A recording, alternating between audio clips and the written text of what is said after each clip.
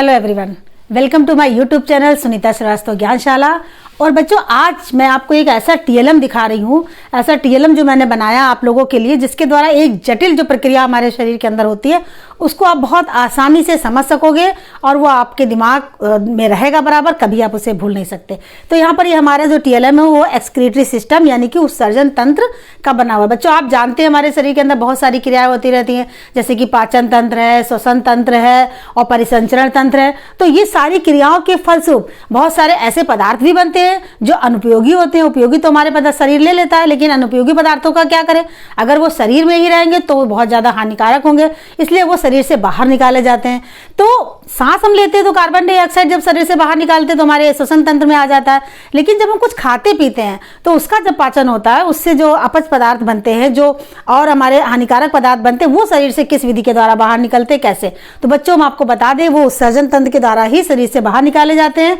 और ये जो एक जटिल प्रक्रिया है जिसको आप इस टीएलएम के माध्यम से बहुत आसानी से समझ सकते हैं। तो बच्चों, हम सबसे पहले ये समझ लें जो हमारे अंदर जो अनुपयोगी पदार्थ है वो जिन अंगों के द्वारा बाहर निकाले जाते हैं वो अंग कौन कौन से हैं। तो यहाँ पर बच्चों आप देख सकते हैं हमारे शरीर के अंदर जो ये कार्य है जो करते हैं उत्सर्जन तंत्र के जो अंग है वो इस प्रकार से हैं कि जैसे ये किडनी, दो जोड़ी बने हुए, एक जोड़ी किडनी है जो बाहर सेम के आकार की है और जो बाहर से उभरी हुई और अंदर से धसी हुई है, और ये रीढ़ की हड्डी के बीच में स्थित होती है। और ये जो हमारे इसके बाद इससे निकले जो पाइप जा रहे हैं ये मूत्र वाहिनी यानी कि यूरेटर है। यूरेटर जो होता है वो यूरिनरी ब्लैडर यानी मूत्राशय से जुड़ा हुआ होता है, और मूत्राशय जो होता है वो आगे जाने के बाद मूत्र मार्ग और फिर मूत्र रंध्र से जुड़ा हुआ होता है जिसके द्वारा यूरिन बाहर निकाल दी जाती है।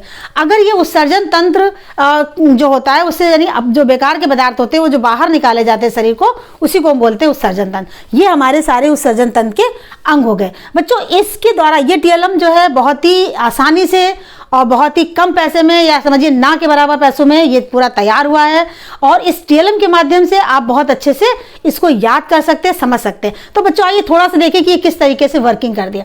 जब हमारा ब्लड जो होता है, हमारा जो रक्त होता है, उसमें उपयोगी और अनुपयोगी दोनों प्रकार के पदार्थ जब आते हैं धमनी के द्वारा, तो ये जो हमारी किडनी होती हैं, जो हमारे वृक्क होते हैं, ये छन्नी का कार्य करते हैं, यानी उसको छानते हैं। जैसे कि चाय को छाना जाता है, चाय को जब छानते हैं तो क्या होता है कि चाय पत्ती, अदरक वगैरह जो हम डालते हैं ऊपर रह जाती है और शुद्ध चाय नीचे निकल आती है जो हम पीते हैं। तो उसी तरीके से क्या होता है, किडनी भी छानती है, और जो हमारे अंदर अनुपयोगी पदार्थ होते हैं वो जल में घुलकर यूरिया के रूप में बाहर इस पाइप के द्वारा यानी मूत्र वाहिनी के द्वारा आते हैं और मूत्राशय में इकट्ठा हो जाते हैं। फिर मूत्र मार्ग के होते हुए यानी कि यूरेथ्रा से होते हुए यूरिनरी प्रेचर के द्वारा बाहर निकाल दिए जाते हैं, यानी मूत्र रंध्र के द्वारा बाहर हमारी यूरिन हो जाती है। तो ये जो किडनी होते हैं, जो किडनी हमारे पास एक जोड़ी होती है, यही मुख्य रूप से वर्किंग करती है और ये सारे इसके पार्ट हैं। तो अब हम इसको देख लेते हैं कि किस तरीके से वर्क करती है। अब यहाँ पर देखते हैं कि अगर ये ब्लड आता है तो ब्लड किडनी से होता हुआ देखिए किस तरीके से होता है और कैसे हमारे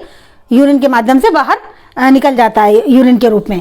तो इस तरीके से इस यूरिन का जो बाहर निकलना है पूरे जो ये पूरा तंत्र है यानी कि उत्सर्जन तंत्र, इसे बहुत आसानी से समझ सकते हैं। और यहाँ पर बच्चों एक बात ध्यान देने की बात ये भी है कि अगर ये पदार्थ बाहर ना निकाले जाए तो क्या हो? अगर ये बाहर नहीं निकलेंगे तो हमें बहुत ज़्यादा इसका नुकसान होगा, हमारे शरीर पर हानिकारक प्रभाव होगा। जैसे कि अगर यूरिन नहीं होती है तो यूरिमिया यानी यूरिया की मात्रा जब ज़्यादा हो जाती है तो यूरिमिया नामक रोग भी हो जाता है हमारे शरीर में। तो इस तरीके से पूरा ये जो तंत्र बना हुआ है उत्सर्जन तंत्र, जब ये रखा होगा तो आप इसे और बार बार समझ सकते हैं, देख सकते हैं, वीडियो के माध्यम से देख सकते हैं। विद्यालय में तो ये रखा ही होगा। तो मुझे पूरी उम्मीद है बच्चों आपको ये कायदे से समझ में आ गया होगा, ये जटिल प्रक्रिया अब आपको आसान लग रही होगी। तो मिलते हैं अगली वीडियो में। Thank you.